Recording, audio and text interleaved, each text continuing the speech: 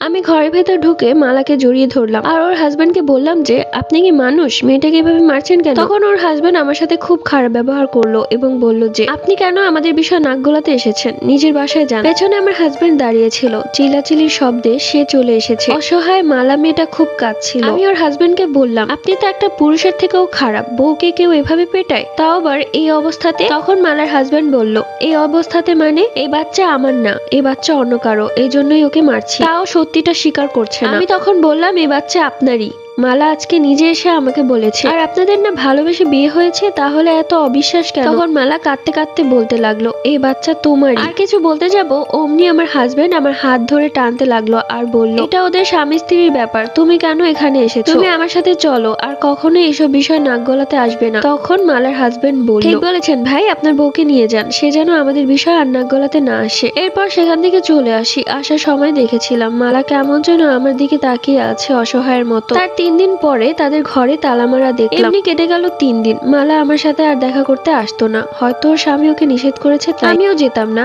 আমার স্বামীও নিষেধ করেছিল। কিন্তু মালার জন্য আমার খুব খারাপ লাগতো। 3 দিন পর আমি যখন বাজারে গিয়েছিলাম তখন দেখলাম যে ওদের ঘর তালা মারা। ভাবতে লাগলাম কোথায় গেল আবার। এমনি কেটে গেল 4 দিন। এই 4 দিন তালা মারাই ছিল। আর ওদের ঘর থেকে এত পরিমাণ দুর্গন্ধ আসছিল যে আমরা কেউ সহ্য করতে পারছিলাম না। একদিন বাড়িওয়ালা বিষয়টা খেয়াল করে এবং সবার মাঝে একটা সন্দেহ তৈরি হয়। আমার মনে বারবার ভয় জাগছিল মালা উল্টাপাল্টা কিছু করেনি তো। এরপর সবাই মিলে দরজা ভাঙে এবং দরজা ভেঙে আমরা যা দেখি তা দেখার জন্য মোটেও প্রস্তুত ছিলাম না। মালা ফ্যানের সাথে ফাঁস দিয়ে ঝুলে আছে আর ওর শরীরটা পচতে শুরু করেছে। দুর্গন্ধে আমি প্রায় বমি করে দিলাম। এরপর পুলিশ আনা হলো। আমরা সবাই ধারণা করেছিলাম মালাকে মেরে ফ্যানের সাথে ঝুলিয়ে ওর স্বামী পালিয়ে গেছে। পুলিশ ওর হাজবেন্ডকে খুঁজতে লাগলো, কিন্তু কোনোভাবে খোঁজ মিলল না। এরপর থেকে সেই রুমটা এভাবেই বন্ধ ছিল।